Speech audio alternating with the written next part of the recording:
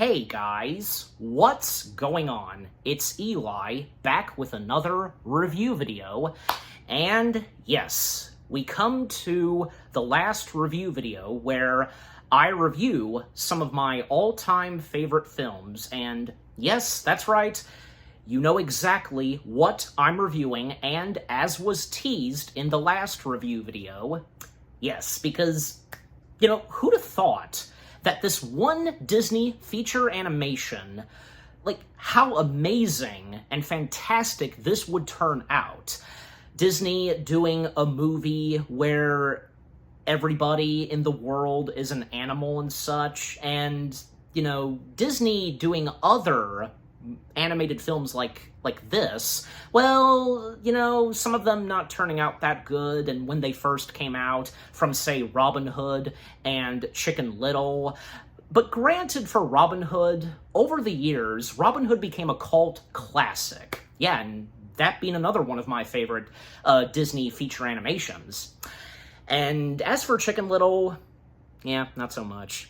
However, if you know this, Chicken Little was technically responsible for saving the Disney company, doing feature animated films and so on, if you know that story, so yeah. But later on, and when Disney would do another animated feature film like this where everyone's an animal, they do people things, and they wear clothes and so on, yeah, again, who'd have thought how great this would turn out? And I'm pretty sure, yeah, because even I, too, didn't know what to make of this at first. Nobody did. We saw the concept art, teaser concept arts, I should say. I remember when one of the first teaser concept art pics, for this Disney animated feature film came out, that had a fox in it, and then when the teaser came out, it was very heavily centering on the fox. But later on, and when we would get more trailers, and when the film itself would come out, it was not just about this sly fox and such. It was definitely centering on this bunny who dreams of being the first ever police officer bunny, wanting to make this city a better place for her and everyone and such around her. Yeah. Again, it's amazing how this one Disney feature animated film turned out to be, and from the genius minds of, say, Rich Moore, who previously directed Wreck-It Ralph, and Brian Howard, and so on, yeah, that's right, guys. I am finally reviewing another one of my favorite feature films from Disney, etc. You get the point. Yes. From 2016, Zootopia. Yes, Zootopia. Yeah. How can you not love and enjoy Zootopia? Again, it's a Disney animated masterpiece without a doubt. Am I not wrong? And again, it's one of my top favorites. Yeah, everything from beginning to end, with what the film Zootopia has in store. Everyone an animal, and they live in this city, which being called Zootopia, and how the animals interact, and how they work and such, and what they do, and, the film centering on this bunny who becomes the first ever police officer bunny, and when she comes face to face with a sly fox, and at a certain point, they join forces, cracking down a case and such, because of, one of the 15 missing animals and such, and what they would discover very later on. This journey where it would take them, and them getting to know one another, and some few bumps in the road and such at a certain point, until they succeed, and really making Zootopia a much better place. Yeah. Yeah, and the first things I have to say about Zootopia, well, like I said, at first I didn't know what to make of this, and I'm sure that goes for everyone else. When this was announced, and when we saw the teaser concepts, and it was heavily focusing on the fox, until, well, the attention would be really turned, not just, for the fox, he would be another one of the main characters, the bunny. Yeah. And, again, you know, I remember when seeing the teaser for this, and when the later trailers came out, and when, you know, at a certain point there was one trailer, which I'm sure you know what it is, where it would simplify what this movie was going to be like and how hilarious this would be. Of course, it never fails with Disney, not just delivering some good sense of humor, funny moments in the comedy, but also hard-hitting moments. They're also good at that. And what Zootopia delivers with that? Oh yeah, really good. And, yeah. And I remember when my dad and I went to see this in theaters, and I think I did see this with my mom just a little later, but yeah. Overall, I remember when I saw this in theaters, had a great time seeing it, loved it instantly. Just, yeah, Zootopia. It is, without a doubt, a top Disney animated masterpiece. And, you know, if you guys think so too, how can you not? Because, yeah, Zootopia, it's amazing. Yeah. Alright, so, as always, for me, read the description / the story. From the largest elephant to the smallest shrew, the city of Zootopia is a mammal metropolis where various animals live and thrive. When Judy Hopps becomes the first rabbit to join the police force, she quickly learns how tough it is to enforce the law.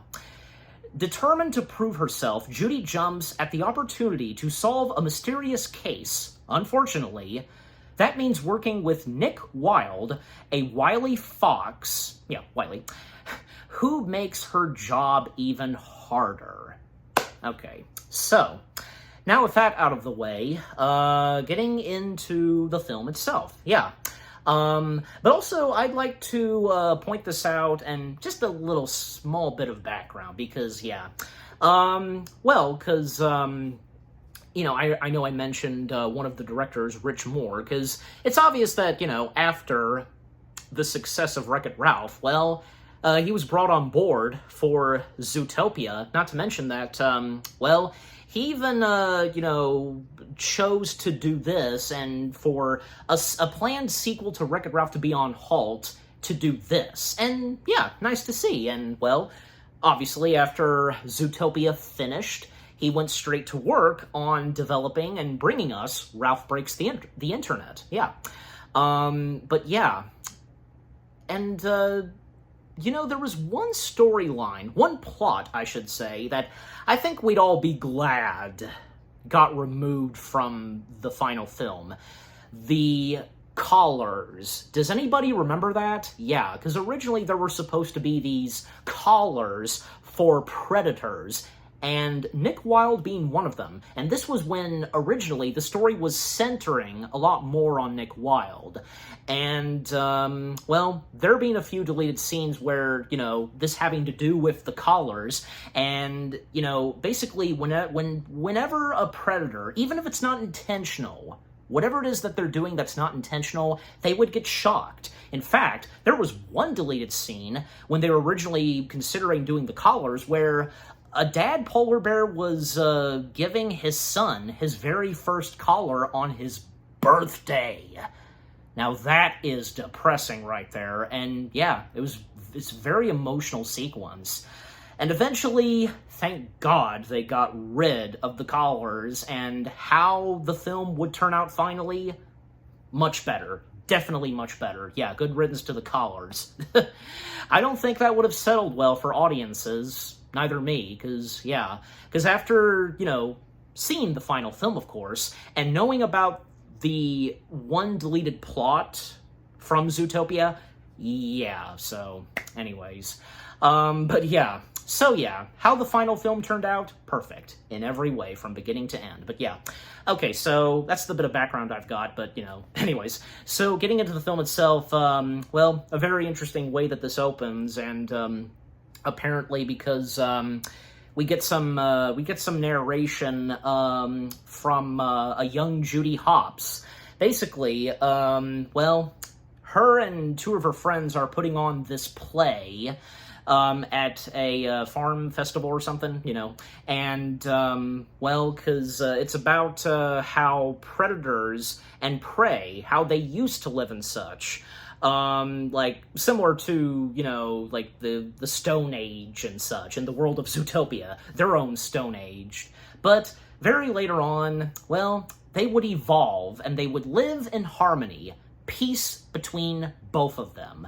And now, the animals, living their lives and doing what they want to be, like maybe being an astronaut, or being, you know, a business person and such. And as for Judy, well, Judy, dreams of being a police officer, but her parents, not really satisfied. Well, they just don't think this whole thing of her being a police officer suits her. And I like how Judy's parents, they're not like those parents where, you know, you can never do this and such. No. They're just, you know, they're just concerned a little and just offering her a suggestion, like, maybe you should do this or something. So, yeah. And young Judy Hopps, being voiced by young Della Sabah. Yeah, not bad, because what she brings to young Hopps at the start of this, really good. Yeah, especially because when her and one of her friends, like, interacting, like, they were acting as the prey and predator, and, well, and her being the prey, just, you know, blood, you know exactly what I'm talking about. That was hilarious. Like, red string, you know, and then ketchup. Of course, ketchup. And Judy's parents, Mr. and Mrs. Hopps, yeah, Stu Hopps being voiced by Don Lake, and Bonnie Hopps being voiced by, well, Bonnie Hunt. Yes. And by the way, this is Bonnie Hunt's first Disney film that is not something Pixar, and especially since, well, Zootopia being a computer-animated Disney film. Not from Pixar, but from the Walt Disney Animation Studios, yeah. And yeah, both Judy's parents were really good, even though we didn't get that much of them still, you know? And the fact that, well, Judy has several thousand brothers and sisters, and of course, you know, when it comes to rabbits, but yeah. And again, Bonnie and Stu making suggestions to Judy, like, you know, maybe she should consider, you know, doing carrots and farm stuff, but no, Judy, she's sticking to what she's doing, sticking to her grounds on becoming the first ever bunny officer. And there's one moment where she notices a couple of her friends getting ambushed, I guess you could say, and bullied by a young Gideon Gray. Yeah, and Gideon Gray, both young and old, being voiced by Phil Johnson. Yeah, if I'm pronouncing his last name specifically right, yeah. Well, not, yeah, someone from Disney, of course, yeah. So again, he voices both older and young Gideon, because we would see Gideon very later on in the movie, until I get there. Yeah. Young Gideon, who is this bully, and, well, because he and a buddy of his, you know, ambushing, you know, these three animal kids, stealing their tickets, Judy intervening and, interfering, you know, and, you know, hand over back my friend's tickets and such, and it gets out of hand, and Gideon, who saw Judy's play, you know, thinking that it was dumb, her wanting to be a bunny cop, you know, that is the most stupidest thing I ever heard. And one thing that one thing that Gideon says to, Judy is, you just don't know when, you never know when to give up and quit and such, yeah. Which, technically, he is right. He's right about that, but, yeah, again, it just gets out of hand, and, well, when, Gideon, starts to go after Judy, and, well, Judy, like, you know, kicked Gideon in the face with her rabbit feet, and, well, kind of wounded him a bit and such, because, yeah, you know, and then unleashing his fox claws and scratching Judy. Jeez. It just makes you want to strangle Gideon at first. And, yeah, man, what a huge jerk Gideon is. You know, him being young and such, but until we would see him very later on in the movie. But, yeah. And, well, thankfully, Judy managed to get the tickets from Gideon out of his, you know, overalls, you know, the pocket of his overalls. And, well, even she didn't deny what what one thing that Gideon specifically said to her, never know when to quit and so on. 15 years pass. I mean, it wouldn't take that long for an animal to grow up and such, right? But it's how it is in the movie, but nah, what does it matter? Judy now, being trained and signing up to be a police bunny, and pretty funny, because, yeah, the polar bear instructor, giving, Judy and all the other, police trainees the exercise steps and such, and it doesn't go too well for Judy at first, and all that time, the polar bear trainer, just directly at Judy whenever Judy would fail, just, you're dead, bunny, and all the insults that she says to Judy, jeez, rabbit puns, I guess you could say, yeah. But eventually, and when, even, like, say, she hears some voices from the past, because of those that doubt her being a police bunny and such, well, she's not giving up, and she starts to do better. And that's when she starts to slowly make it up top, graduate from police academy, and, she's gonna make her way to being a police bunny in Zootopia, getting a medal and such, from the mayor of Zootopia, which being Mayan Lionheart, being voiced by good old J.K. Simmons. Yep. And, J.K. Simmons, he was great in this. He's great in anything he does, even if it's even if he's in a movie that's he's J.K. Simmons. He's great, and great at, of course, doing voice acting, and nice to see that, him being a part of a Disney feature animation.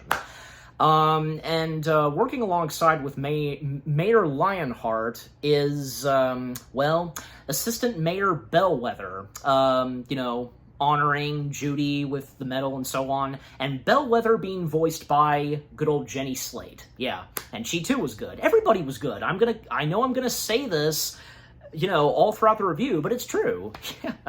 And by the way, can't forget to mention, because, yeah, older Judy Hopps being voiced by good old Jennifer Goodwin. Yep. Before this, at that time, she, she being so best known for her role as Snow White on the ABC show Once Upon a Time. Yeah, I mean, that's where I first knew her. But she would be known for more than just those two. Like, I, of course, also know her from being in the Johnny Cash biopic, Walk the Line, as Johnny's first wife. But more than that, of course. Yeah, great actress, great person, yeah. And what she brings to the voice performance of Judy Hopps, fantastic. What more do I have to say? Yeah, so again, Judy graduating and thus making her destination to Zootopia, taking the train and such, and saying goodbye to her parents for now. And even her parents, they give her a few things, and the whole mentioning of predators and the mentioning of foxes, and because of Gideon Grey, they give her, fox repellent, and a fox taser. Oh my gosh. And she really thinks that that's not necessary, but at a certain point a little later, yeah, but I mean, she takes it with her, but yeah, anyways. But, her at first thinking that maybe it's not necessary, but yeah, anyways. So yeah, her departing and the count on how many civilians are living where, they live and such, that was pretty funny. And, the song, in Zootopia that we get, Try Everything. As I recall, and shout out to my mom, she didn't really like this song. I did. I mean, what about you guys? I'm sure there's no doubt that there are those that probably didn't get into this song, but I did, so. And, Try Everything, being voiced by a popular, singer, and who most notably resides in, Zootopia. That being, Gazelle, who's a gazelle, literally. And Gazelle being voiced by Shakira. I think I am pronouncing her name specifically right. Again, you know me sometimes, but you know who it is, of course. Yeah, but overall, I think the Try Everything song is really good. Yeah, and did I forget to mention that, because I wanted to mention this, of course, that rightfully so, the movie Zootopia, winning an Oscar for Best Animated Feature, well-deserved, yeah. And I think it was obvious that, yeah, it would be nominated, and sure enough, it would win. Yeah, so anyways. So yeah, Judy on the train and passing through all throughout Zootopia, the different locations in Zootopia. And yeah, because the locations from Tundar Town, if I'm even pronouncing that right, a snowy location in Zootopia. There's also Rainforest District, yeah, a rainforest in Zootopia. And a couple of other locations that are actually in Zootopia. And by the way, because Bunny Burrow, because yeah, that's where Judy lived, and well, and as I mentioned, when she departs, the civilian count of Bunny Burrow, because it goes down, just so funny. Anyways, so yeah, and when she makes her destination her stop at the station, and yeah, and seeing all the other animals and how they depart and such, like a giraffe and gerbils, it's hilarious. And as the song finishes, Gazelle on a screen billboard, I'm Gazelle and welcome to Zootopia. And, well, Judy, she finds her apartment and such, and the landlady, who's an armadillo, and the landlady being voiced by Josie Trinidad, if I'm even pronouncing that right, and, well, her neighbors right next door being noisy neighbors. Yeah, that's pretty funny. But, yeah. And Judy, you think she doesn't like it at first because, noisy neighbors, yada yada. I love it! She loves it already. Yeah, she doesn't care. And the next day hits, 5 in the morning, making her destination to the police station, the Zootopia Police Department, and her noticing the fox repellent. She's not sure, she at first thinks that she doesn't need it when she leaves, but then goes back for it, yeah. And arriving at the Zootopia Police Department, one of the first characters and those that work at the police station that she first meets is at the front desk, Clawhauser. Yeah, I think I'm pronouncing the name right specifically. And Clawhauser being voiced by Nate Torrance. And Clawhauser, well, how can you not love that character? He's adorable, and he's funny and such. Yeah, he's definitely one of those characters that has a lot of funny moments. And yeah, the first interactions that he and Judy have, pretty good. And when he directs Judy where she has to go, police meeting and such, and, well, all these other police troops who are very big animals, from a rhino, hippo, elephant, and we get the introduction of one of the next main characters of this film, Chief Bogo, being voiced by good old Idris Elba. And I tell you, 2016 was a very big year and, well, busy year for Idris, because he did 3 Disney films that same year. This, voicing one of the sea lions in Finding Dory, and voicing Shere Khan in the live-action remake of The Jungle Book. Not to mention, to also mention this, because, yeah, this came out the same year, he played another villain, which being in Star Trek Beyond. Yeah, so again, man, 2016 was definitely a busy year for Idris, but hey, he did really good, so yeah. Anyways, so, yeah, Chief Bogo, because, yeah, he's a good character, and, well, sometimes he can be very harsh, especially to Judy at first. And, yeah, as mentioned earlier, case of 15 missing animals, and each of the police troops being assigned on what they need to do, and when it comes down to Judy, parking duty. Yeah, poor Judy at first, because, yeah, becoming a meter maid and doing some parking duty, giving out tickets and such, and, yeah. And for her, because she wants to get out there to, catch bad guys and so on, but nope, she has to do what she's ordered to do tickets and such, and basically she's supposed to write out 100 tickets, and a moment where she, quickly, taps her foot, and I'm not gonna write 100 tickets, I'm gonna write 200 tickets. That's what she's gonna do. And a montage where we see her whipping out the tickets and, the parking meters and such, yeah. And she succeeds, yeah. But then at one point, she notices a fox passing by, and she becomes very suspicious with this fox. What's he doing specifically? And he's entering in this this ice cream shop and such. And sure enough, yeah, when she comes in and thinks that, well, and from one customer and an elephant who's up at the counter, being a disturbance, the fox, well, she's almost about to whip out the fox repellent, but Nick, this fox, I almost said his name, but not just yet.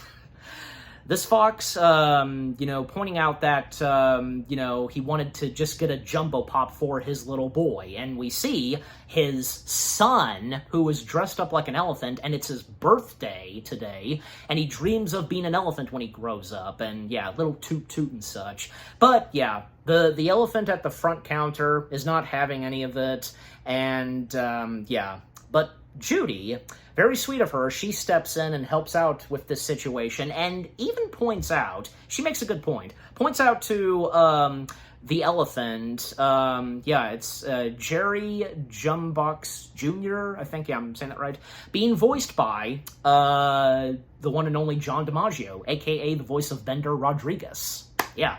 Which, by the way, John DiMaggio doing a couple of other voices in Zootopia. A moose, a pig reporter, Jess, and one of the polar bears, I think, until I get to that later about the polar bears, and Wootler, So again, Judy pointing out to the elephant that, some of the elephants using their bare trunks, touching the ice cream, serving the customers, health code and such, that whole thing. Again, she makes a good point on that. And, everything settles down, and Judy insisting that, this fox be given a jumbo pop and $15 to pay for the jumbo pop. The fox discovering that, he doesn't have his wallet with him. And Judy, giving $15 and such, and keep the change, and thus, the little fox gets his jumbo pop. And to go ahead and say the name of the fox, Nick Wilde, even though I said the name earlier still, and Nick Wilde being voiced by the one and only Jason Bateman. Yeah, good old Jason Bateman. What he brings to the voice performance of Nick Wilde, fantastic as well. So and by the way, because Nick Wilde's little boy, who dreams of being an elephant and such, that being Finnick, Finnick. And it's very adorable because with Finnick, again, dreaming of being an elephant and such, or so we think, and Finnick being voiced by the late Tom Lister Jr. So a little bit more interactions between Nick and Judy, and Nick telling his little boy Finnick, why don't you give her a goodbye toot toot, and thus they go their separate ways. And a little later, while Judy is still giving out the tickets, parking meter duty, she happens to notice little Toot, and something's off, like very strange, because Finnick and Nick, they've melted the jumbo pop, putting the liquid in jars, and then going to the snowy location of Zootopia, and making popsicles with their own, paw prints and such, and, giving the popsicles to these employee, gerbils and such. Because they get money and such, and what happens is, all the popsicles that they threw in the garbage, they're taken, to this construction site for mouses and such, and, Nick's saying that it's, red wood and so on, and Judy not being very pleased with this, and after all that, because Nick and Finnick counting the money and such, and Nick saying to Finnick, no bye-bye kiss for daddy, and Finnick spitting out the pacifier, and again, Finnick being voiced by Tom Lister Jr. out of nowhere, because you wouldn't expect this voice, you kiss me tomorrow and I bite your face off, whipping the shades, chow, and driving off. And because I've seen reactions to Zootopia, definitely the part where we hear Finnick's voice, that's a that gets a good laugh and such. Does it not? Just, yeah. And Judy confronting Nick, and, well, Nick being very harsh at Judy at first, and the whole thing of, you know, people coming to Zootopia and, you know, dreaming of what they want to be and so on, and it's called a hustle, sweetheart. Just, man, yeah, just Nick being a huge jerk to Judy at first and, you know, telling Judy that, you know, she's not really going to become an actual true bunny cop and she'll more than likely go home and such, man. And even when at one point Judy is stuck in cement and, yeah, poor Judy. Yeah, overall she had a really bad day. Seemed to go well at first, but at a certain point, yeah, so. And her going back to her apartment, the cement, you know, still, you know, on her feet and such. And, well, at one point, her fixing a carrot in a microwave is just one carrot, and it turns out small. Her playing some tunes on the radio, very sad and depressing songs. I'm a loser, and, you know, I'm all by myself. Just... And then at one point, she gets a phone call from her parents, and, well, they happen to notice that what she's wearing, and, you know, happy to see that she's, you know, parking a maid meter and such, yeah. But Judy trying to tell them that it's not the case, and, yeah, it doesn't go too well. And also, another mentioning of the deleted scenes, because... two more that I want to mention, because we would have gotten more of Judy's parents, like, in the middle of the movie and such. Like there's one where there was, like, an extended version of the phone call, and we would have gotten the appearance of Judy's grandpa. That would have been cool. I think he's kind of in the movie, but just in the background, and when they're at the train station, but, yeah. And also, we would have almost had a sequence where... Nick would meet Judy's parents, and yeah, you can imagine how that went, how that would go. Yeah, and if you've seen that deleted scene, oh boy. But yeah, obviously, and more likely because at the end of the movie, Judy's parents did meet Nick, and I'm sure maybe possibly it kind of didn't go well at first, but probably quickly things settled down, especially when good things started to happen at the end of Zootopia, you know, and until I get there. Anyways, and after that, well, and when she's once again back on duty the next day, and, well, things get worse for her. And even when her next-door neighbors were telling her to, one of them told her to, you know, keep down that depressing music, and you know, I think, yeah, the same one telling Judy, you know, could be worse, because the mentioning of tomorrow, she's hoping that tomorrow will be better, but it doesn't. Now, all of a sudden, those that get tickets, parking meters, they complain to Judy, and so on. Just, yeah, it gets out of hand. And Judy, you know, saying to herself and pounding her head on the wheel, just, I am a cop, I am a cop. Well, a miracle happens for her when a weasel, out of nowhere, flees from a produce shop, I should say, and, well, this pig, being voiced by, Jennifer Goodwin's husband, Josh Dallas. Yeah, Josh Dallas has a voice cameo in this, and that's very nice that, you know, him, you know, appearing in this Disney animated film alongside with her wife, with his wife and such. Yeah. Anyways, so yeah, it's pretty funny, and I think his voice was kind of pitched up. Don't you think? 'Cause, I don't know, maybe that's just me, but anyways. So, yeah, and Josh Dallas, he voices the frantic pig as he's credited, you know, are you a cop or not? You know, he's getting away! And thus Judy gets into action, whips off, you know, the parking meter, maid, wardrobe and such, and, yep, she's in action, chasing down this weasel who stole this bag of whatever it is that he stole from the protein shop and such, you know, grocery store, to best put at it. And at one point, they both make their way to one location of Zootopia, which being Little Rodentia, if I'm saying that right, yeah. Where basically there is one part of Zootopia where tiny rodents where they live, and tiny buildings and so on, just, yeah, and that's nice to see, yeah. And away from all the big, buildings and the big citizens of Zootopia, anyways. So yeah, that sequence where she's chasing the weasel around that place is funny, almost knocking down some buildings, even when at one point Judy saves a shrew. Yeah, a shrew, yeah, because, and as I meant, that was in the description / the story that I read, yeah. A shrew and two other shrew friends of hers making their way out of Mousie's.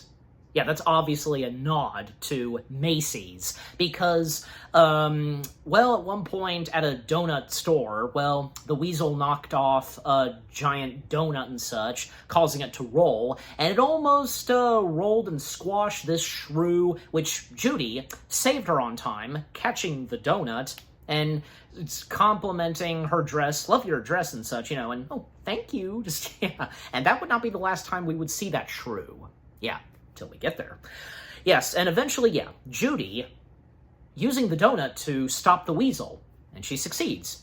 And, after this, even though she did a good thing, stopping the weasel, she does get in trouble for this, going into Chief Bogo's office and, telling her that she had specific orders and such to do parking meter duties and so on, and the mentioning of, of an animated cartoon where, life is not a cartoon, a singing cartoon fantasy where everything comes true, and how he says it, so let it go.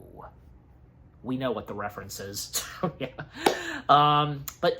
But you know what, because something good happens at the very end of the movie, as any Disney movie, but anyways.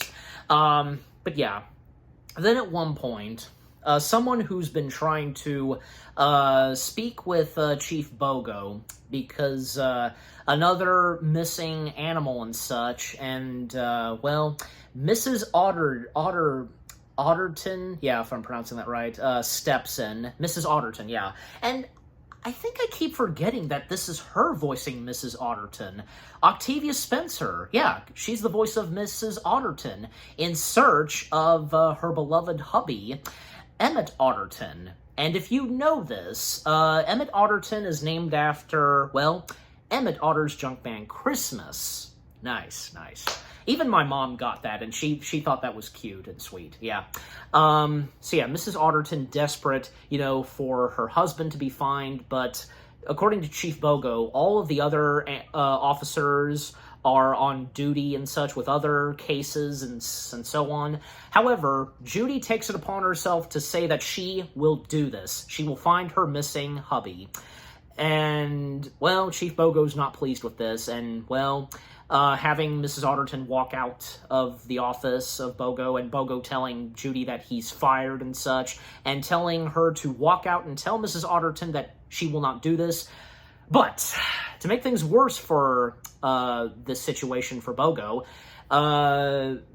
Assistant Mayor Bellwether is there and is delighted that Judy's going to take this case, even informing her boss, Mayor Lionheart, and yeah, and Chief Bogo has no choice now, and thus Judy has to do this, and, Chief Bogo is giving Judy 48 hours to find and locate and solve the case of the missing Emmett Otterton. And thus, yeah, Judy, goes along with this and makes a deal with Chief Bogo, because if Judy is not able to find Mr. Otterton, then she will be forced to resign and hand over her badge, and thus, yeah, she makes a deal with Chief Bogo, but, hopefully she can succeed this. Little does she know at first, and we know, and as the movie proceeds. So one of the first things that Judy does is, obviously, find out on, whom has seen the last time they have seen Mr. Otterton, and there's one photo from the file and such of the missing Otterton, and, Judy and Clawhauser looking at this and such, and, they happen to notice, and especially Judy, that he's eating a popsicle. He's holding a popsicle and such in the photo, and it's the same popsicle that Nick and Finnick had, and thus, Nick had seen Mr. Otterton, and when she would then meet with Nick once again and questioning him and, you know, where he last saw Mr. Otterton, and even, you know, booting a stroller that he was pushing, just... it's funny. And Finnick happening to be there and finds this hilarious that Nick is now joining forces with Judy and such, solving this case. Just, yeah. Nick, at a certain point, has no choice, and, well, Judy gets to him, especially holding this carrot pin that can record a voice and something certain that Nick says, and, yeah, it's not looking good for poor Nick. And, well, even Finnick, he gave Nick a police, like, you know, sticker and such. That was funny. So, now Nick is stuck with Judy, and in order to try and find and locate Mr. Otterton. And to speed things up some, because, yeah, one of the first places that they go to, and where Mr. Otterton was at, is this this place called the Oasis. And this one character that we see up at the front desk, who's, you know, meditating, you know, and with flies flying around him, Yax. Yax, being voiced by Tommy Chong, he's familiar with Mr. Otterton because Mr. Otterton has a yoga trainer and such, and who, you know, is residing in this oasis. And Judy discovering, and when Yax opens the doors to, well, go and find and interact with Mr. Otterton's yoga trainer, well, Yax is naked, and apparently this oasis happens to be a nudity club and such. Yeah, these group of animals who are naked, from the elephants, bears, giraffes. So funny. Yeah, because in the world of Zootopia, you know, they're not used to seeing someone naked and such. Yeah, it's funny. Nick enjoying this because, you know, Judy's reaction to this. And sure enough, yeah, because when they meet with Mr. Otterton's yoga trainer and such, teacher and such, Nangi, if I'm saying her name right, being voiced by Jita Reddy. And by the way, Major Fredkin, if I'm saying the last name right, who, you know, is the polar bear teacher and such, you know, at the police academy earlier in the film. Because, yeah, to mention her once more, and being voiced by Fuchiya, I think I'm saying her name right, yeah. So, when Yax and Judy interact with Nangi, well, having no luck, like, Nangi apparently has no recollection of the last time she saw Emmett, and Yax, he's speaking every information such that Judy gets, you know, and her writing it down, and Yax pointing out about this limo, and had this this number on this plate, 29THD03. Yeah. And, well, she's got all the information that she has so far, and where do they go to next to, you know, print out this number and such from this license plate from this limo? Well, at the DMV, of course. And at the DMV, this is where we come to a really great sequence in Zootopia. At the DMV, those that work at the DMV, and to Judy's surprise, well, she wasn't aware of this until now, those that work at the DMV, these group of animals that work at the DMV, everyone's worst nightmare, pretty much, they're all sloths. And a little montage where we see the sloths doing their jobs from, you know, and taking pictures, just so funny. And thus, whom they meet with and whom Nick knows of, who works at the DMV, is Flash. Flash, 100-yard dash. Yeah. And Flash, being voiced by someone who does work at Disney, and actually, most notably, he is also known for being the voice of Big Gene in the Wreck-It Ralph films. And Flash, being voiced by, well, is he further down? And of course, as always, I have IMDb. There he is, yeah. Flash being voiced by Raymond S. Percy. I think I'm pronouncing that right, yeah. And Raymond also voices Officer Higgins. Yeah, so not only does he voice Flash, he also voices one of the officers, Officer Higgins. Yeah. So, them interacting with Flash, and of course it's hilarious, nice to see you. What can I help you with? And yeah, and Judy trying to speak until Flash is done with his sentence and to type out a number and such, and of course that being 2 TH and so on, and of course Nick being slow typing it, and at a certain point and right before the last number and such, 3, right before he hits that, Nick being Nick at first, asking Flash if he wants to hear a joke.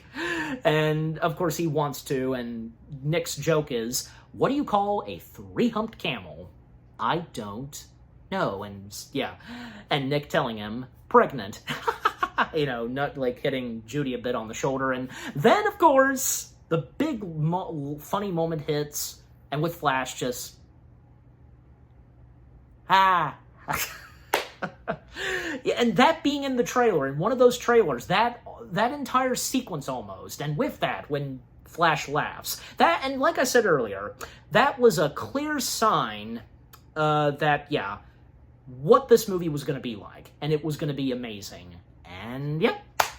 And I remember, of course, that when the trailer showed, and even when the movie itself came out, I remember, and most notably my dad, everyone losing it at that. And when Flash just starts to,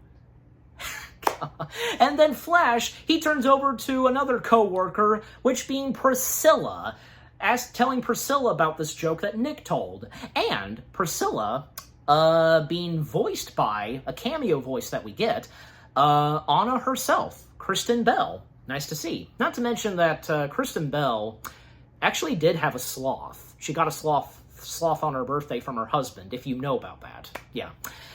It was definitely brought up and such on Ellen DeGeneres. And again, if you know about that. But yeah, the whole thing of her getting a sloth and such on her birthday. Very sweet, But yeah, nice to see that, yeah, her voicing a sloth. Yeah. And yeah, of course, this takes a while, and eventually when it is printed out, and well, when they walk out of the DMV, it's night? But eventually they make their way to the snowy location of Zootopia, where the limo is, and this is where Nick thinks that maybe, this is where he's let off the hook, but not quite. Nope, he's not being let off the hook immediately after this, because, yeah, he's still stuck with Judy, and, he's wanting the carrot pin and such, just, yeah. And, yeah, so, making their way to the white limo, and what they see inside of the white limo, well, everything's been scratched up and such, and that's not a good sign. And then Nick starts to realize a few things that are in this limo, and it all comes to him very clearly, because there's a piece of polar bear fur, these specific glass cups, and what they say, yeah, it all comes clear to Nick now. He knows whom this limo belongs to, and Nick, he's not playing around. He tells Carrot, as he sometimes calls Judy, that they gotta get out of here, because he knows who this limo belongs to and such, and sure enough, it's too late for them. These 2 polar bears that are right there, they take Nick and Judy hostage, and they're basically going to meet their boss, Mr. Big. This, according to Nick, this big crime boss in Zootopia and in the snowy location and such. Yeah, and when it comes to them meeting Mr. Big, Judy's wondering on who is Mr. Big. Like, is it one of the polar bears, and because he's named Mr. Big? Nope. Even when a really tall polar bear steps in, not even. Mr. Big is a shrew, very tall, very small and such. I almost said tall. And Mr. Big, being voiced by the one and only Maurice LaMarche, yeah, Maurice LaMarche, what he brings to the voice performance of Mr. Big in this, fantastic, and yeah, the whole thing with Mr. Big and such, this being a full, obvious parody to The Godfather. Yeah, and basically, you know, Mr. Big is the shrew version of Don Corleone, Marlon Brando. It's amazing, and I have no doubt that the directors of Zootopia, obviously, they're big fans of The Godfather, and however they figured this out, you know, just you know, adapting and in storing, you know, a Godfather parody and such in this, you know what I mean? And it works. It totally works. I love it. Yeah. I think we all do, because it's amazing. So even, like, a bit of music that plays, and, yeah, that being, like, the introduction music to Mr. Big in the style of the music from The Godfather. Amazing. Well done, guys. Well done. Yeah, on The Godfather nod. Yeah, and so Mr. Big, because he is familiar and knows who Nick is, and he hates him. And why Mr. Big hates him and whatever Nick did? Well, because Nick had sold Mr. Big a piece of rug from a skunk's butt. And apparently that was used to, like, you know, rest Mr. Big's grandmama and such, that whole thing. Golly. Well, it wasn't like Nick did this intentional, just, you know, and did he specifically know what it would be used for? The skunk rug? Yeah. And, well, Mr. Big wondering, like, you know, who the bunny is and, you know, the costume that she's wearing. And, well, Nick trying to get Judy to be quiet, but Judy's not having any of it. Judy telling Mr. Big that she's a police bunny and, you know, determined to get some answers from Mr. Big on, you know, and if he's, you know, obviously he's somehow connected with Emmett Otterton. But, yeah, Mr. Big, what he does next is ice him, and yep, the polar bears, they grab Nick and Judy and they're about to ice him, you know, say hello to my grandmama for me, ice him. But thankfully, the one shrew that we saw earlier that Judy saved from the giant donut, Frou-Frou, that's her name, Frou-Frou, the daughter of Mr. Big, and Frou-Frou being voiced by Lee Latham. I think I'm saying the name right. She recognizes the bunny cop and insists that, you know, she be let go and so on, and yeah, and pointing out to her daddy that that's the bunny cop that saved her, and yeah, everything's good now. Yeah, and to Nick's surprise. And Mr. Big offering to answer some questions about Emmett Otterton, because he knows Emmett Otterton. Yeah. And not to mention, today is his daughter's wedding. Frou-Frou, that is. And yeah, the wedding happening, and well, when it comes down to them having cake and such, Mr. Big giving some more information to Judy about Emmett Otterton. Emmett Otterton is Mr. Big's florist, if you know what that is. And when Emmett Otterton was being transported back home in the limo, well, something out of nowhere happened to Emmett Otterton. He started to go savage, and even the limo driver who was driving Emmett Otterton home was attacked by Emmett Otterton. And Mr. Big points out on where they can locate and find the limo driver that was driving Emmett back home. That being Mr. Manchas, yeah, I think I am saying that name right, who resides in the rainforest location of Zootopia. Yeah. So when they meet with Mr. Manchas, and Mr. Manchas, being voiced by LeFou himself, Jess Corti, yep, that's him. Nice to see that he did another Disney feature animation after, well, as I mentioned, being the voice of LeFou in Beauty and the Beast. But more than that, of course, that he's done. Yeah, because when they meet with him and the more information that they get, this time from Mr. Manchas, well, it was horrible for him and terrifying, because what he remembers and what happened out of nowhere to poor Emmett Otterton, and, well, because when he went savage, this caused the limo to crash. But also, Mr. Manchas lost an eye. Well, not really, but, you know, it had to be, like, bandaged up a little and such, you know. Thankfully, he still has the eye, because, yeah, when Judy and Nick, they convince Mr. Manchas to come outside and he can talk more to them and give them more questions and such, you know. Yeah, and he was about to, but then something happens to Mr. Manchess. He too starts to go savage and on a rampage and such.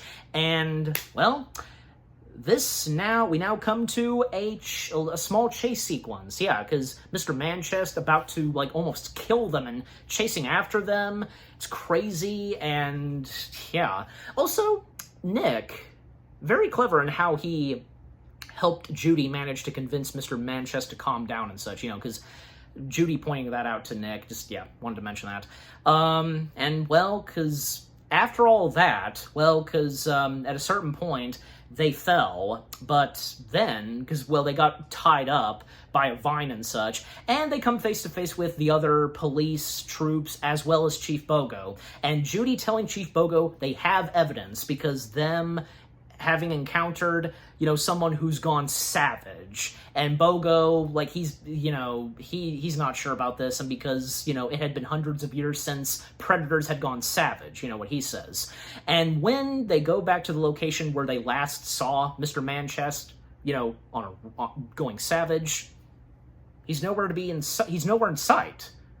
Where is he? And this does not look good for Judy and Nick, especially Judy, and, well, Chief Bogo calls it quits on the case, and ordering Judy to hand over her badge. But the hours aren't up yet. She's still got time, but Chief Bogo, he doesn't care. Like, it's over. You know, he's calling it off. However, Nick, very brave of him, stands up to Judy, telling Chief Bogo that no, she will not hand over her badge, and pointing out that they've still got time. They've got, like, what, 10 hours left? Yeah. And, man, does Nick get to Chief Bogo really good. And nice of him as of now to stick up for Judy. And thus, they go on their merry way and proceeding on with this case.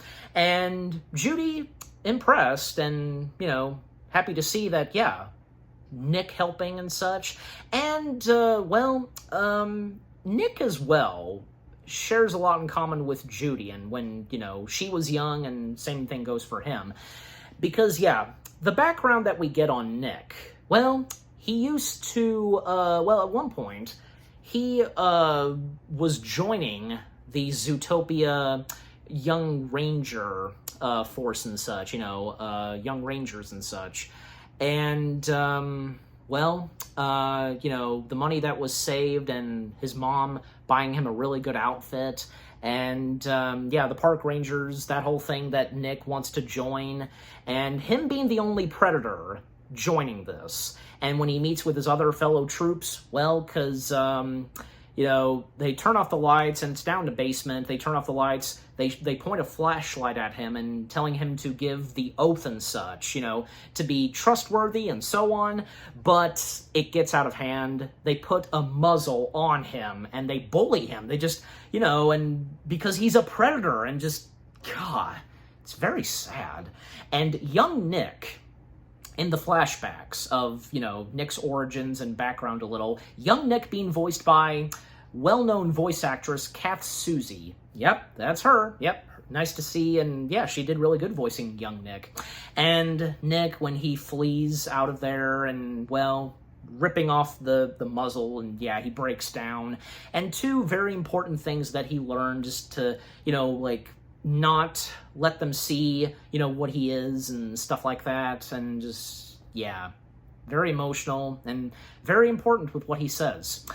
But things start to, you know, get light when Nick, like, notices the traffic, and then it occurs to him, the traffic cams, that's their ticket to find, you know, and see where and what happened to Mr. Manchess. And yeah, they're not, it's obvious that they're not going to be able to, you know, get help from Chief Bogo. However, Judy knows someone, and that being Mayor Assistant Bellwether. Yep, Assistant Mayor Bellwether. Yeah, that's how, I think, yeah, that's how it's specifically how it specifically said, yeah. So, with the help of Bellwether, they check the, traffic cams and such, and, well, Judy and Nick, they take it from here, and they find the footage of where they last saw Mr. Manchest and what happened to him. These wolves came in out of nowhere, and they snatched him, and Nick is familiar with those group of wolves, because, these group of wolves, and they're located at this place called Cliffside Asylum, and thus they make their way to Cliffside Asylum. And well, when they checked more on the traffic cams on where that vehicle was going, that is holding Mr. Manchest, and yeah. So, and to speed things up, they make their way to the Cliffside Asylum, and almost getting caught by the wolves, but thankfully Judy, smart on her of course, starting a howl and getting all the other wolves started up howling. Just funny. And thus, them sneaking their way into the building, and what they find in this asylum is all of the missing animals from the 14 case files of the missing animals and such, from Mr. Manchest and Emmett Otterton. Yeah, so now they have all the evidence they need, at least that's what they think, because, well, they found all of the missing animals that went missing, and, well, they're all savage and such. And, well, out of nowhere for them, because they hear two voices approaching, and when they hide in one of the cells, well, out of nowhere, we see Mayor Lionheart. Yeah, because he's aware of this, and, well, he's technically in charge of this. But, I mean, when he's speaking to the doctor, that's, of course, a part of this, well, the Badger Doctor. Yeah, the Badger Doctor, and the Badger Doctor being voiced by Katie Lowes. Yeah. Well, Mayor Lionheart being worried about this, and trying to do whatever it takes to cure the missing animals and whom have gone savage. And, well, Judy was about to record this, and she does, a little, on her phone, but then out of nowhere, her phone rings, her parents call, and, of course, the doctor and the mayor hear this, and, yeah, intruder alert, the sirens are sound off, and, yeah, and what are they gonna do? They're stuck, they're done for. Not quite, because Judy noticing a toilet, they take the toilet, even at her asking Nick if he can swim, he can. They go down the toilet being flushed, and thus, they make their way outside and down the waterfall, and yeah. And sure enough, they report this back at the Zootopia police department, and Clawhauser, hearing this from Judy, goes to Chief Bogo's office, and apparently for both Clawhauser and Chief Bogo, they have this app where you can insert your head as a backup dancer of gazelles. You're one hot dancer, Chief Bogo, so even Chief Bogo has a soft spot for Gazelle. And Clawhauser, when he can hear the app, like, you have the same app too? And, oh!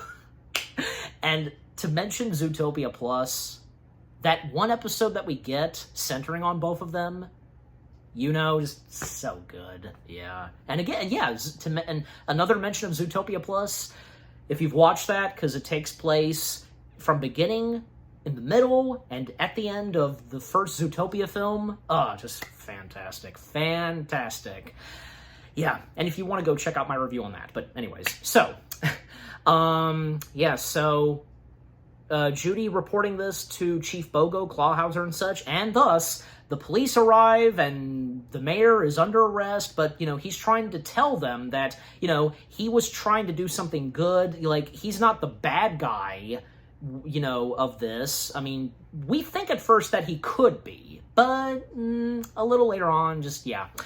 Then, well, it seems like things are starting to look good now that the missing animals have been found, and Judy is now doing pretty good and actually making the press, and Nick giving Judy some advice, press conference 101, etc. And when it's, when her time comes to make a speech and such, and about, the missing animals and going savage, Well, she brings up something about biology and the whole thing of, there was a time when predators used to be savage and such, that whole thing and that speech she made, and trying to make, the case on the files and such, it doesn't go too well, especially for Nick. And even when he sees images of those with muzzles and him having quick flashbacks of him with a muzzle as a young fox, yeah.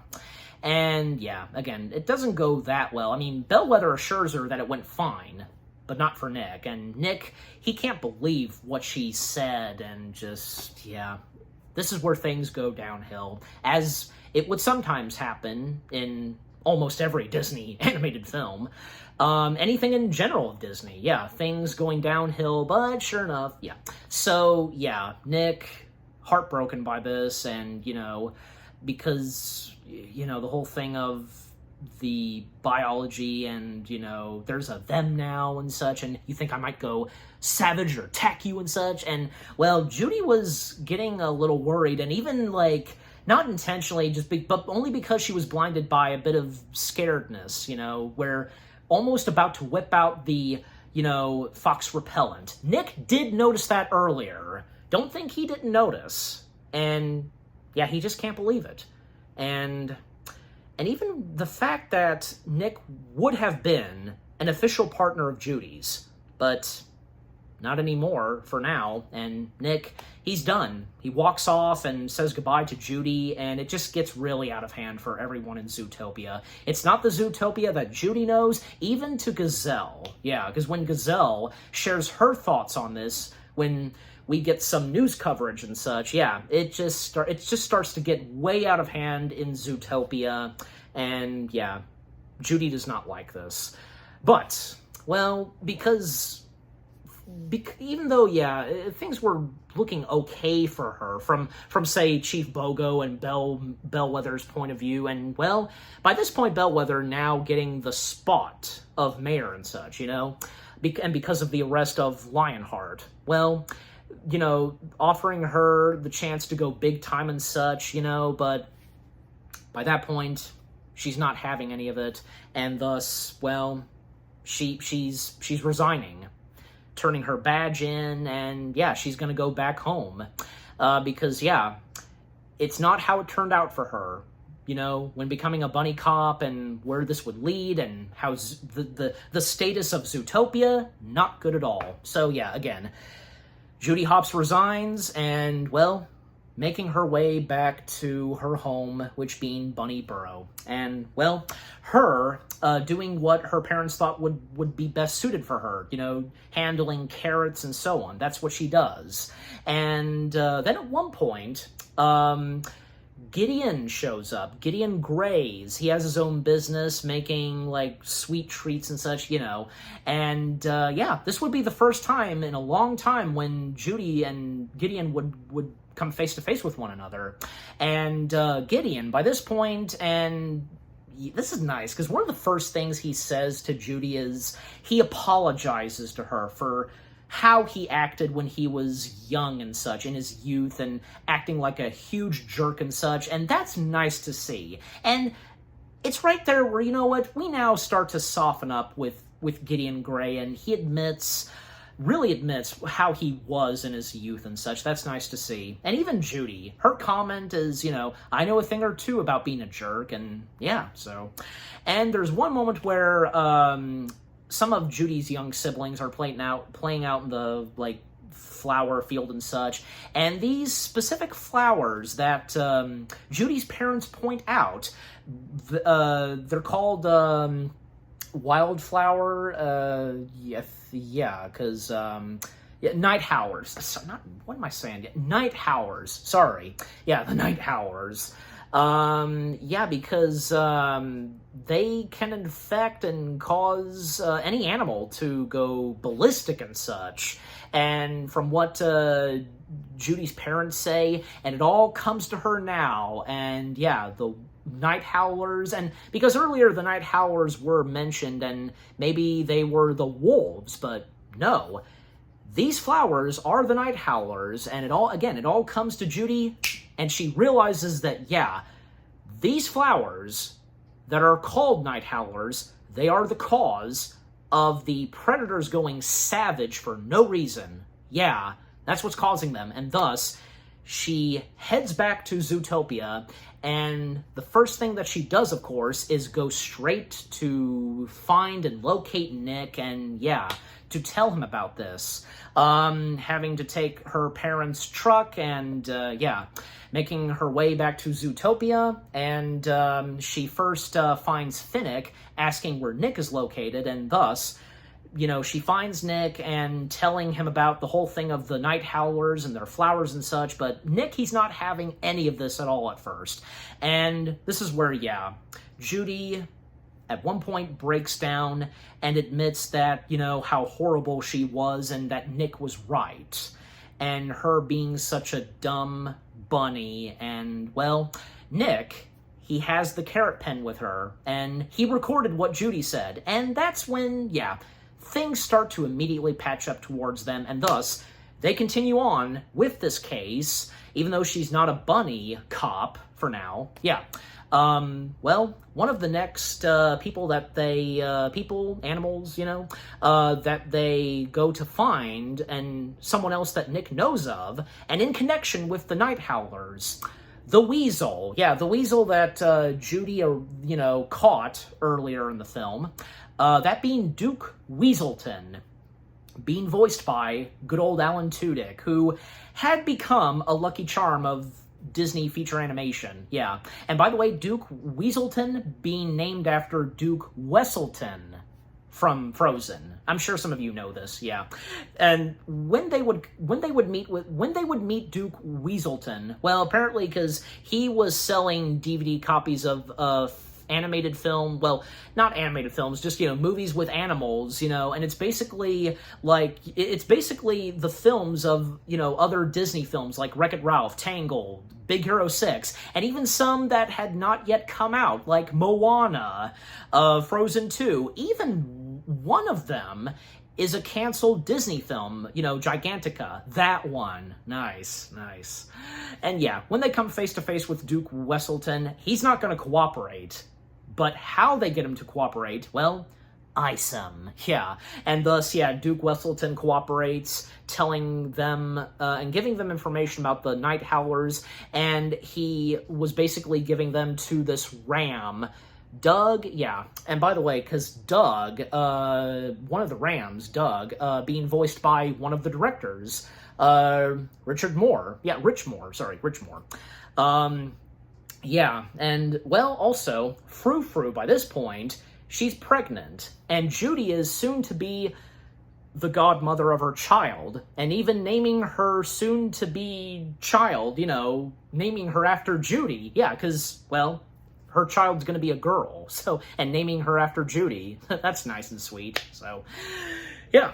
Anyways, so, yeah, the information that they now get from Duke Weselton, and they make their way down in this subway tunnel, you know, train tunnel, and so on, and finding the rams that are there, and the one, which being Doug, his getup and such, it's a direct nod to Breaking Bad. If you know, you know.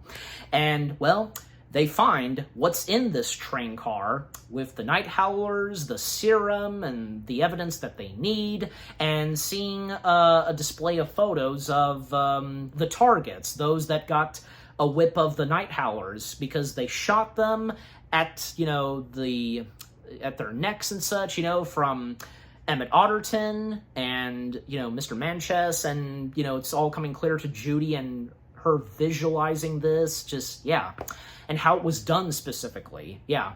And, well, when the ram walks out, well, they get the evidence they need, and they start up the train car. Like, they close up the doors, and, well, this causes the rams to go after them, and thus, you know, they start the train car, and, yeah, I mean, Judy's risking it, you know, for Nick, like, oh my gosh, are you crazy? But, yeah, that chase sequence on that train car, and the rams trying to go after them, just pretty funny, especially when one of them, you know, their belly gets shaved. Funny. One of them had an eye patch. It was a white ram. And even, like, a little earlier, Nick did a little toot-toot on the train car, and them outside, out of the tunnel, and they almost got hit by an incoming train that, you know, the front of it, you know, in the head of the rhino and such. Nice, yeah, even a rhino horn. Yeah, and switching the points and causing it to tip and, yeah, crash, and, well, the train car does explode, but thankfully, they still got the evidence in a briefcase. And making their way through the Natural History Museum back to police headquarters and such, and out of nowhere, they come face to face and meet with Mayor Bellwether. And, well, because mission accomplished, they've got the evidence and such, and what it is specifically.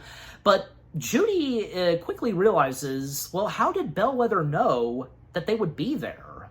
And that's when, yeah, things start to quickly get suspicious, and, well, Judy is not going to hand over the evidence to Bellwether, and that's when we would get our surprise twist, surprise villain reveal, that whole thing. Yeah, all this time, Bellwether was behind all this, causing the Predators to go savage and such with, you know, this serum, you know, with the flowers and such, you know, God, the night howlers, man, didn't see that coming. You know, not to mention, when you realize that Bellwether, the color of her eyes is very different in compared to the other, you know, sheep and such, you know, the lambs. Yeah, because with her eye color, because, yeah, very different, and when she's revealed to be the villain, yeah, that's awesome, that's awesome. And, yeah, they start to make a run for it, and, well, even when at one point Judy accidentally tripped and wounded her knee a bit, and, well, Nick is not going to leave Judy behind. They proceed on, trying to avoid them and such, until, well, they're knocked over, and they're down this hole, a part of the Natural History Museum, and, well, now Bellwether has the case, and with the gun containing the serum and such of, you know, the night howlers, and, well, she shoots it right at Nick's neck, and now he gets affected too. Or at least that's what we think at first. Yeah. And, well, Judy's screwed by this point. What now?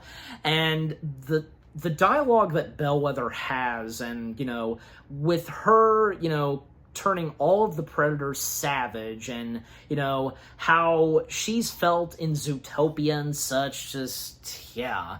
And with what Judy has to say at Bellwether, yeah. And, well, even Bellwether, she called up the police about, you know, of a savage fox, you know, attacking Judy and such, and yeah. And when it seems like that Nick, well, getting up close to Judy, and then right at the neck, like, oh my gosh. Well, thankfully, he did not get affected, especially when Judy does the bit of acting she did as a child, you know, blah, blah, blood, and death.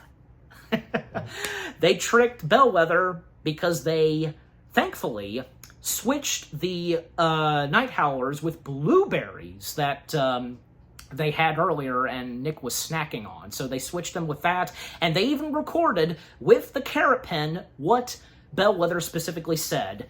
She's screwed now, and sure enough, Chief Bogo and all the other police troops, they show up, and thus Bellwether is arrested, and from there on, yeah, everything in Zootopia is better than ever than it was before. Yeah, Emmett Otterton is cured, as well as all the other animals that went savage and becoming predators once again. Well, Judy, once again, back as a police bunny, as well as Nick Wilde, and he receives a medal and so on. And poor Lionheart, he's still in jail. I mean, he tried doing a good thing, but not really, because he wasn't doing it right. Yeah, but it's a shame for him. I mean, maybe if, you know, he could be, you know, be mayor once again, but I don't know, because of what he was doing, but not in a good way, just, yeah, still. Anyways. But yeah, and the epilogue is pretty good. And the speech that Judy gives, you know, making Zootopia, you know, a better place, and, you know, choose what you want to be and such, just, yeah, a good speech that she makes. And, well, Judy and Nick, in the room, giving, their assignments being given, and yeah, when it comes to them, they're the last two, Chief Bogo first says, parking duty. Just kidding. Now they become actual, proper police officers. Their mission and assignment is to locate and stop a speed racer. Yeah, someone who is speeding down the line in the streets of Zootopia, and yeah, the interactions that they have now, and Nick telling Judy, oh, come on, you love me, don't you? And so on, yeah. And oh my gosh. Some of you that ship Nick and Judy, give me a break, seriously? And when was there real indication, just, some of you, no offense to you, some of you have sick, twisted minds. Don't we all sometimes? But anyways, no offense. But yeah, then the speeding car passes, and when they catch up to it, have it pull over. Who is it that was speeding down the line? Flash, 100-yard dash. And yeah, Flash technically getting the last line of the film. Nick. And then, after that, well, we come to the ending credits, and, well, we once again hear Try Everything, and, a Gazelle concert is happening, and pretty much almost the entire cast of Zootopia is there, from Nick, Judy, Yax, Judy's parents, Flash, and Priscilla. They're dancing just slowly, of course. Even Mr. Big is there. And even Duke Weaselton, once again being sneaky and such, pickpocketing. Mayor Lionheart and Bellwether, each of them, they're still in jail. And Bellwether, along with her prison buddies, they're watching the Gazelle concert on TV. Bellwether being pissed, of course. And yeah, a great way to end it off, and seeing the roll call of the cast of characters, yeah, that was a good way to end off the film right there. Yeah, Zootopia. It is definitely, without a doubt, a Disney feature animated masterpiece. Yeah, and that's the other way around. Disney feature animated masterpiece. There we go. Everything about it, from beginning to end, is perfect. The story, the cast of characters, great voice performances from Jennifer Goodwin, Jason Bateman, Jenny Slate, J.K. Simmons, Nate Torrance, Idris Elba, Don Lake, Tommy Chong, Octavia Spencer, Alan Tudyk, Shakira, Kristen Bell, Maurice LaMarche, John DiMaggio, the list goes on. With the song number from Gazelle, voiced by Shakira, Try Everything. Again, in my opinion, I think it's really good. Yeah, those of you that do or do not like it, that's your opinion. Yeah, in my opinion, I really enjoy it. Beautiful animation, the music and score, the hilarious and emotional moments, really well done in Zootopia. Yeah, just everything about the first Zootopia film is a Disney masterpiece, without a doubt. And I'm giving Zootopia, is it not obvious?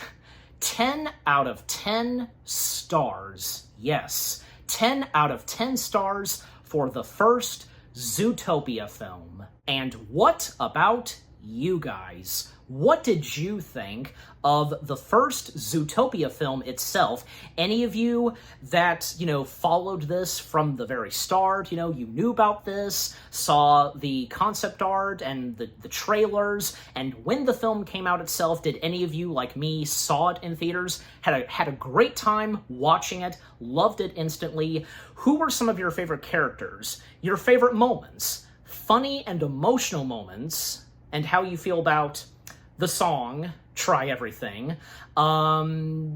Just overall, what do you think of Zootopia itself? And also, is it one of your top favorite Disney animated feature films, like it's one of mine? Again, overall, what do you think of Zootopia itself? And with what I've had to say, my review, and what did you think of my review? Leave comments and give this review video a like, as always. And so, with all that being said, thank you very much for watching. I hope you guys enjoyed my review of the first Zootopia film. More review videos are coming your way. They're going to be awesome. Keep looking forward, and I'll see you guys in the next video / review. And with that, me reviewing some of my all-time favorite films has come to a close. Yeah. Once again, this was fun. Yeah, I had a lot of fun with this, and I can't wait until next time. Yeah. So again, thank you very much for watching. Take care, and until Zootopia 2, peace out. It's called a hustle, sweetheart, to quote Nick.